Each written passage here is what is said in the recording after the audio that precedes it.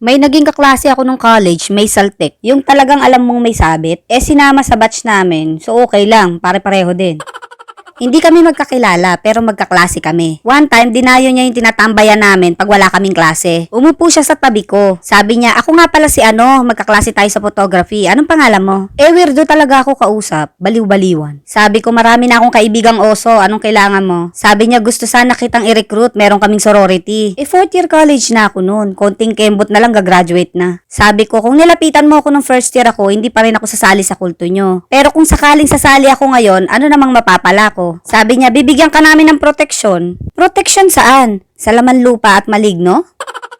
Sabi niya, totoo yan. Tsaka ako ang leader ng grupo.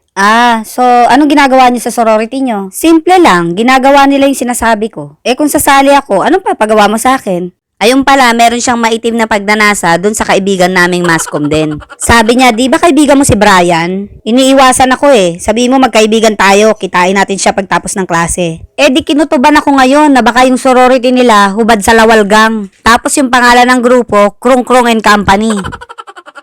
Di ayun na nga, aabangan niya daw kami dun sa gate pagtapos ng klase namin. Pero dun sa klase namin, hindi naman pumasok si Krung Krung, hindi rin pumasok si Brian. Di ako, deadman na.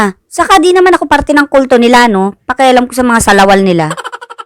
Eto na, pagtapos ng klase, pauwi na ako kasama ng ibang kaibigan ko. Biglang sumulpot ngayon si Krung Krung. Asan si Brian, ha? Tamang war freak? Ready manuntok? Sabi ko, malay ko. Kaya yata hindi pumasok ini-stalk mo. Sabi niya, hindi ako stalker, magka-chat kami. Magka-chat pala kayo ba't ginagambala mo ko? Sabi niya, iniiwasan na nga ako. Sabi ko, kung ako si Brian, iiwasan din kita gulo mo kausap.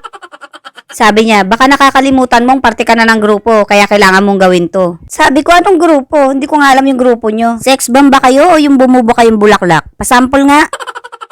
Sa point na yun ko lang napansin na meron pa palang kasamang dalawa si Krung Krung. Halos kamukha niya rin. Yung bang klase ng mga estudyante na imbes na mangarap abutin yung graduation, baka mas mabilis pa nilang maabot yung presinto o mandaluyong.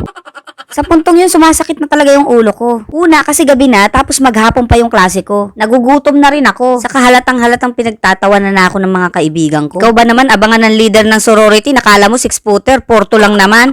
Kaya binola-bola ko na lang si Krung Krung, sabi ko ganto na lang. Bigay mo sa akin yung number mo, tapos tatawagan kita pag na-corner ko si Brian. Ibibigay ko siya sa'yo ng buong buo. Sabi niya, sige, wag mo akong pagantayin bilisan mo. Sabi ko, oo na, dami mong sinasabi. Ano ba yan, pati Krung Krung ngayon, demanding na.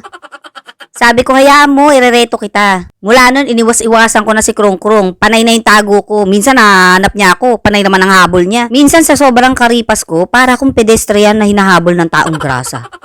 One time, may mga kasama ako. Hindi ko napansin kasalubong ko siya. Hyper na naman, nagmamadali. Pero mukhang good mood. Sabi niya, nakita niyo ba yung pep squad? Pupunta kami ng Star City bawal malit. Sabi ko, parte ka ba ng grupo na yon? Baka mamaya sama ka ng Saba, nakikikembot ka doon.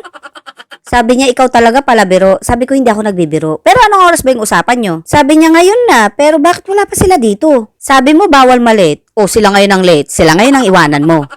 Pag alis namin, sabi nung kaibigan ko, kahapon pa ilakad ng pep squad Bakit ngayon lang nagre-ready yung kaibigan mo? Sige na nga, kaibigan ko na nga. Pero feeling ko hindi naman pep squad yun. Ba may nakikitambling-tumbling lang yun dun sa tabi.